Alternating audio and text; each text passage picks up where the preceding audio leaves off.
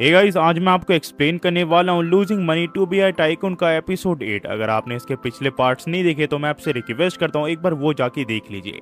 उन पार्ट्स के जो लिंक है वो मैंने डिस्क्रिप्शन में दे दिया है, तो आप वहां जाके इसे देख सकते हो। इसी के साथ चलिए कहानी को शुरू करते हैं। एपिसोड की शुरुआत में हम देखते हैं क्वान को, जो कि काफी परेशान लग रहा होता है क्योंकि यहाँ पे इसके जो एम्प्लॉय है उन्हें यहाँ पे कोई इलीगली खरीद रहा होता है। ये जब यहाँ पे ऑफिस में पहुंचता है तो इसे मायंग मिलता है। वो कहता है कि तुम्हें यहाँ पे घबराने की जरूरत नहीं है, हम शुरू से शुरू कर सकते हैं। ये कहता है कि कम से कम मुझे ऑफिस का हाल तो देखने दो। ये जब ऑफिस का हाल देखता है तो यहाँ पे सारी चीजें बिखरी हुई होती है। वो सोचता है कि आखिरकार इस जगह का हाल उन लोगों ने कैसे बना दिया है, आखिरकार वो लोग ऐसा कैसे कर सकते हैं। ये यहाँ पे ये सोच रहा होता है कि जैसे उन्हें यहाँ पे फायर्स का स्टूडियो से ऑफर आया, उन लोगों ने यहाँ पे ऑफिस को तबाह करना चालू कर दिया क्योंकि ये जगह काफी ज्यादा घटिया है उन लोगों के लिए। तभी माइंग से कहता है कि चलो कौन, हम यहाँ पे फायर्स के स्टूडियो को यहाँ पे जाते हैं और देखते हैं कि आखिरकार उनके पीछे का सीक्रेट क्या है कि वो किसी भी एम्प्लॉय को हायर कर लेते हैं।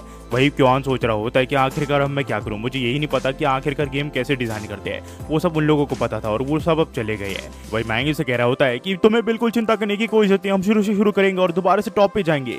ये से कहता है कि मुझसे दूर हटो। तब ये लोग देखते हैं यहाँ पे ह्योंग सुबू आ जाता है और उसी के पीछे कंपनी के बाकी एम्प्लॉय भी होते हैं, जिन्हें देख के यहाँ पे क्वान हैरान हो जाता है और साथ ही साथ मायंग भी। क्वान इनसे पूछता है कि आखिरकार वो लोग अब तक यहाँ से क्यों नहीं गए हैं। यहाँ पे ह्योंग सुबू कहता है कि आखिरकार वो किस चीज के बारे में बात कर रहे हैं, अभी छुट्टी का टाइम नहीं हुआ, इसी वजह से वो लोग काम कर रहे हैं। मायंग ने कहता है कि तुम्हें तो फायर्स का स्टूडियो से ऑफर आया था, आखिरकार उसका क्या हुआ। ये लोग इसे बताते हैं कि हाँ, हम सबको फायर्स का स्टूडियो से ऑफर आया था और उन लोगों ने हमें काम देने की बात की थी, पर हम लोगों ने उन्हें रिजेक्ट कर दिया। ये कहते हैं कि तुमने फायर्स का स्टूडियो को ऑफर रिजेक्ट कर दिया, आखिरकार ये तुमने क्यों किया। ये लोग कहते हैं कि ये जगह सबसे बढ़िया है हमारे लिए, हमारा बॉस भी यहाँ पे सबसे बढ़िया है और यहाँ का जो एनवायरनमेंट है वो तो बहुत ही ज्यादा बढ़िया है, इसी वजह से यहाँ पे हम अच्छे से काम कर पाते हैं। और ऊपर से क्वान यहाँ पे हमारे ऊपर चिल्लाता नहीं है जैसे हमारे पुराने बॉस क्या करते थे। और मायंग कहते हैं कि हम यहाँ पे फायर्स का स्टूडियो के बारे में बात कर रहे हैं, तुम सीरियस तो हो ना, उसका ऑफर कौन ही रिजेक्ट करेगा। जिस इंडस्ट्री में हम काम कर रहे हैं वो इस इंडस्ट्री का लेजेंड है, क्या तुम श्योर हो। ये कहती कि हाँ, हम श्योर है क्योंकि हमारा लेजेंड तो हमारे सामने है, जो हमेशा हमारा ख्याल रखता है और हमें यहाँ पे मोटिवेट करते रहता है। यहाँ पे ये सब लोग फिर क्वान को देखने लग जाते हैं, पर क्वान कहता है कि मैं कोई लेजेंड वेजेंड नहीं हूँ, मैं बस एक अच्छा इंसान हूँ जो कि तुम्हारी मदद करता है एक बढ़िया से गेम को बनाने में। पर क्या तुम मुझे बता सकते हो कि आखिरकार ये सब यहाँ पे चल क्या रहा है। ये इसे बताता है दरअसल हम एवी रूम में जो गेम हमने बनाया उसकी टेस्टिंग करे थे। तो ये कहता है कि आखिरकार ऑफिस का फिर ऐसा हल कैसे हुआ। सीबू इसे बताता है कि दरअसल हमने जैसी गेम कंप्लीट किया, हम शेड्यूल से पहले गेम को कंप्लीट कर चुके थे, इसी वजह से हम सब काफी ज्यादा एक्साइटेड हो गए और ऑफिस को तितर बितर कर दिया, जबकि हमें ऐसा नहीं करना चाहिए था। ये सब फिर यहाँ पे साफ सफाई करने लग जाते हैं। पर क्वानी ने कहता है कि क्या तुमने अभी क्या कहा कि तुमने गेम को कंप्लीट कर लिया है। सीबू कहता है कि हाँ। ये सब फिर यहाँ पे एवी रूम के यहाँ पे आ जाते हैं, जहाँ पे क्वान देखता है कि इन लोगों ने उस गेम को पूरी तरह कंप्लीट कर दिया होता है और सीबू उसे बताता है कि अगर उसे स्टोरी मोड या फिर किसी में कुछ चेंज करवाना हो तो वो चेंज करवा सकता है। यहाँ पे ये सोच रहा होता है कि आखिरकार इन लोगों ने इतनी बढ़िया गेम कैसे बना दिया और आखिरकार इन लोगों को अपने शेड्यूल के हिसाब से काम करने के लिए किसने कहा था। इन लोगों ने इतनी जल्दी गेम कंप्लीट कर दिया है कि हम मैं कुछ भी नहीं कर सकता, मेरे फंड वेस्ट हो जाएंगे। ये फिर यहाँ पे सोचने लग जाते हैं कि आखिरकार ये अपना फंड कैसे वेस्ट करे। तभी से एक आइडिया आता है जो कि होता है टीम बिल्डिंग इवेंट। ये फिर यहाँ पे सभी को बताता है कि हमारे गेम को कंप्लीट करने की वजह से मैं यहाँ पे टीम बिल्डिंग इवेंट ऑर्गेनाइज करने वाला हूँ। तभी यहाँ पे शिंग हाइलू एक आदमी को ले आती है, तो कुआनी से पूछता है कि आखिरकार ये आदमी कौन है। सीबू इसे बताता है ये फायर्स का स्टूडियो का वही आदमी है जो कि हमें इल्लीगली अपनी कंपनी में काम करवाना चाहता था। क्वान फिर से हाथ मिलाने के लिए अपना हाथ आगे बढ़ाता है, तो ये इसका हाथ ही खींच लेता है और कहता है कि मिस्टर पे, आपसे मिलकर मुझे काफी खुशी हुई। अगर फायर्स का स्टूडियो मुझे यहाँ पे नहीं भेजता तो मुझे कभी पता ही नहीं चलता कि ऐसा ऑफिस भी एग्जिस्ट करता है जहाँ पे आप जैसे बॉस भी है। और अगर सच कहूँ तो मैं यहाँ पे फुंग हाई कंपनी को छोड़ के आपके यहाँ पे काम करना चाहता हूँ। ये इसे कहता है कि मैं थोड़ा कंफ्यूज हूँ, क्या आपको यहाँ पे फुंग हाई ने भेजा है या फिर फायर्स का स्टूडियो ने। ये इसे बताता है फुंग हाई और फायर्स का स्टूडियो मिलके आपको नीचे गिराना चाहते हैं, इसी वजह से उन लोगों ने मुझे यहाँ पे कोचिंग के लिए भेजा था और वही लोग आपके गेमिंग के सेक्शन में काफी बुरा भला लिखते हैं ताकि आपका गेम डूब जाए। ये सोचता है ये तो मेरे लिए बेनिफैक्टर का काम करेंगे, ये लोग सचमुच काफी अच्छे हैं जो कि मुझे अपना दुश्मन समझते हैं। पर ये इस आदमी को कहता है कि तुम मेरे लिए नहीं काम कर सकते। हमें फिर कंपनी के जिम के यहाँ दिखाया जाता है जहाँ पे ये सब मिलके बॉडी बिल्डिंग कर रहे होते हैं।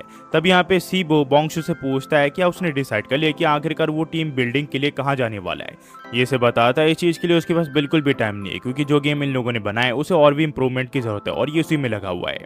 तब यहाँ पे लिन वान कहती कि मेरे हिसाब से मिस्टर पे चाहते हैं कि हम खुद से डिसाइड करें कि आखिरकार हम टीम बिल्डिंग के लिए कौन सी कंपनी में जाना चाहते हैं, और मेरे पास एकदम बढ़िया प्लेस है जहाँ पे हम जा सकते हैं और कुछ ना कुछ सीख सकते हैं। ये लोग पूछते कि आखिरकार वो कौन सी जगह है। ये से कहती कि वो है फायर स्काई स्टूडियो।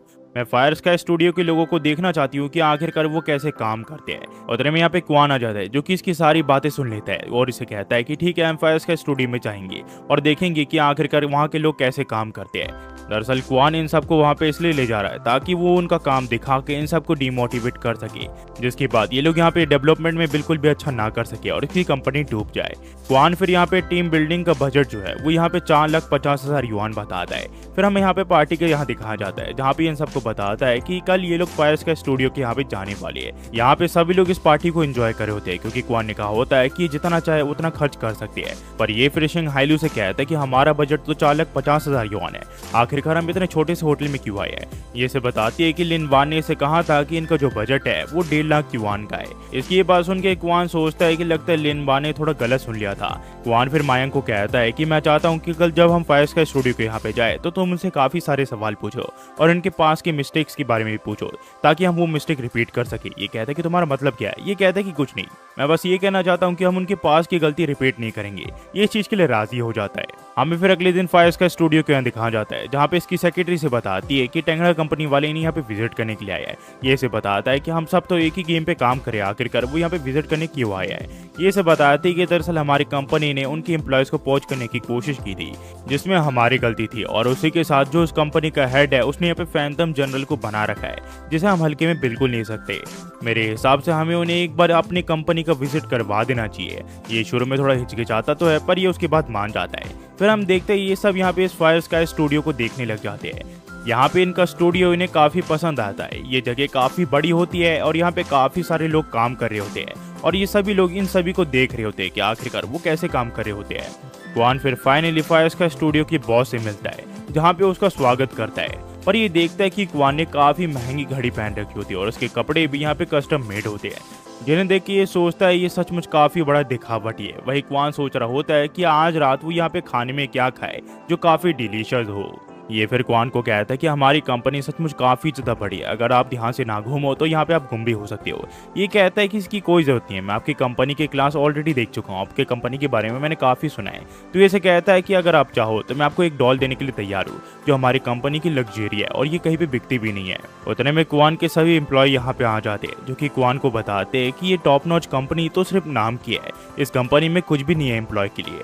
यहाँ पे लोगों को खाना भी खरीद के खाना पड़ता है और आधे से ज्यादा जो फर्नीचर है वो तो बहुत ही पुराना है और उसी के साथ यहाँ के जो लैपटॉप या फिर कंप्यूटर के स्पेक्स है वो काफी पुराने हैं जो कि यहाँ पे इन लोगों को बिल्कुल पसंद नहीं आए होते हैं। ये बात सुन के यहाँ का जो बॉस है वो काफी ज्यादा गुस्सा हो जाता है और ये लिन वान को कहता है कि तुम अपने दिमाग के हिसाब से एकदम बढ़िया कंपनी में गई हो जो कि मिड रेंज कंपनी है जहाँ पे किसी के पास भी दिमाग नहीं है कि आखिरकार एक गेम को कैसे डेवलप किया जाता है।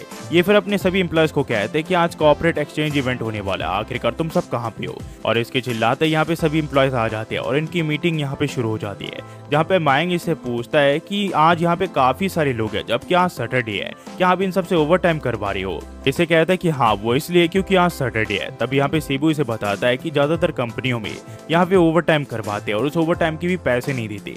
ये फिर से कहता है क्या तुम भी अपनी कंपनी में यही चीज करते हो, क्या तुम ओवर टाइम के पैसे नहीं देते हो क्या। ये से कहता है कि ओवर टाइम के किस चीज के पैसे, आप गेमिंग इंडस्ट्री में काम करते हो तो आपको ओवर टाइम तो करना ही पड़ेगा ना। अभी क्वान यहाँ पे मायंग को टॉट मारते हुए कहता है कि मैंने तुम्हें यहाँ पे उसे नीचे दिखाने के लिए नहीं कहा था, तुम्हें ऐसा नहीं करना था। यहाँ पे फिर वो लेडी ने कहती है कि हमारे फायर स्काई स्टूडियो को इंट्रोडक्शन की कोई जरूरत नहीं है, हमारे स्टूडियो ने काफी बेहतरीन गेम बनाया और कुछ समय पहले एक बहुत ही बड़ा गेम हमने बनाया था जिसमें यहाँ पे लिन वान का भी कॉन्ट्रीब्यूशन था। वो यहाँ पे ये था कि यहाँ पे लिन वान ठीक से कुछ कर नहीं पा रही थी, इसी वजह से उसने यहाँ पे रिजाइन कर दिया, जिसके बाद हमारी जो सरदर्दी है वो थोड़ी कम हो गई। इसकी ये बात सुन के सभी लोग यहाँ पे लिन वान के ऊपर हंसने लग जाते हैं और क्वान कहता है कि लिन वान को अपने डायरेक्टर के तौर पर पाके मैं काफी ज्यादा खुश हूँ। ये फिर लिन वान को कहते हैं कि जो भी चीजें तुमने यहाँ पे दूसरों से करवाई है वो यहाँ पे सबको बताओ और सबको एक्सप्लेन करो। लिन वान फिर यहाँ पे सबको बताने लग जाती है कि आखिरकार इनकी कंपनी क्या करती है और आखिरकार क्वान का विजन क्या है। ये इन सबको बताती है कि क्वान किसी भी एम्प्लॉय के ऊपर कभी भी फोर्स नहीं डालता किसी के गेम को बनाने के लिए। वो गेम को सिर्फ इसलिए बनाता है ताकि यहाँ पे लोगों को मजा आ सके, और इसमें वो पैसे कमाने के बारे में बिल्कुल भी नहीं सोचता। जैसे कि कुछ समय पहले उसने डेजर्ट रोड बनाई थी, जो कि एक बहुत ही बढ़िया गेम था, जहाँ पे नेगेटिव पर्सन जो उस गेम को खेल ले तो यहाँ पे वो पॉजिटिव पर्सन में कन्वर्ट हो जाता था। और उस गेम से लोगों ने काफी कुछ सीखा है, ताकि वो यूनिवर्सिटी में टॉप ग्रेड भी ला चुकी है। और जब उन्होंने यहाँ पे सेकंड गेम क्रिएट किया तो उन्होंने यहाँ पे उसे और लोअर लेवल कर दिया, ताकि हर कोई यहाँ पे उस गेम को खेल सके। वो बस गेमिंग इंडस्ट्री को एक बेहतरीन गेम बना के देना चाहते हैं जिसे सब लोग एंजॉय कर सके। पर क्वान और उस आदमी की इस गेम के ऊपर बिल्कुल अलग अलग ओपिनियन होती है। और तने में यहाँ पे लिन वान कहती कि हमारी कंपनी यहाँ पे गेम नहीं बनाती, वो एकदम परफेक्ट गेम बनाना चाहती है, वो एक आर्ट की तरह हमारे लिए। इसके बाद सुन के सभी लोग यहाँ पे मोटिवेट हो जाते हैं और लिन वान के लिए ताली बजाने लग जाते हैं। इसके बाद वो सेक्रेटरी यहाँ पे अपने बॉस को बुलाती है ताकि वो अपने बारे और अपनी कंपनी के बारे में कुछ बता सके। ये ने बताता है कि मैं एक लेटेस्ट गेम के बारे में बात करने वाला हूँ जो कि हम यहाँ पे डेवलप कर रहे हैं। इस गेम का नाम है surpass attack plan bullet mark, जो कि एकदम बढ़िया गेम है। वहीं पे हमें उस आदमी को दिखाया जाता है जहाँ पे इसका सेक्रेटरी इसे छोड़ के जा चुका होता है सिर्फ और सिर्फ क्वान की वजह से, और ये अब क्वान से सिर्फ रिवेंज लेना चाहता है। पर इसे यहाँ पे क्वान का नाम भी ठीक से पता नहीं होता। और यहाँ से जो कहानी वो भी कंटिन्यू जाती है। अगर आप यहाँ तक देख रहे हो तो प्लीज लाइक सब्सक्राइब और कमेंट करना मत भूलना। और हाँ, आप सभी को मैं एक चीज बताना चाहता हूँ, आप जैसे ही इस एनिमी को देख रहे हो प्लीज यहाँ पे एक कमेंट कर दिया करो ताकि और भी ज्यादा पॉपुलर हो सके। और उसी के साथ एक और चीज मैं कहना चाहता हूँ गाइस, आप इस एनिमी को देख रहे हो पर उसके अलावा जो एनिमी मैं एक्सप्लेन करता हूँ दूसरे वाले, उन्हें भी आप थोड़ा देख लिया करो। अगर आपको पसंद ना आए तो बात अलग है, पर एक बार उसे ट्राई करके देखिए। अगर आपको पसंद आया तो क्या ही बात है। जाते हुए सिर्फ इतना ही कहूंगा, thanks for watching. Next video मिलता है, होपफुली आप सब बढ़िया होंगे। Thanks for watching guys.